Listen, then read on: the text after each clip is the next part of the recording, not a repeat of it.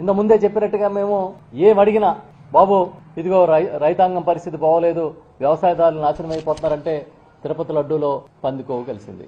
ఇదిగో ఆరోగ్యశ్రీ పరిస్థితి ఏంటి, మీరు గాలికి వదిలేశారు, తిరుపతి లడ్డూలో చేప నూనె కలిసింది.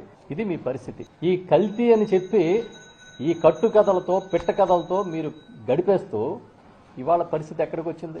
రాజమండ్రిలో పాలు కల్తీ 5 చనిపోయారు, శ్రీకాకుళంలో నీళ్లు కల్తీ 4 చనిపోయారు. అంటే ఎంత కల్తీ ప్రభుత్వాన్ని మీరు నడుపుతున్నారో అర్థం చేసుకోండి. క్షేత్రస్థాయిలో వ్యవస్థల మీద మీకు పట్టు పోయిందనే విషయాన్ని మీరు అర్థం చేసుకోండి. ఇవాళ ఒక్క శాఖ కూడా సక్రమంగా నడవడం లేదు.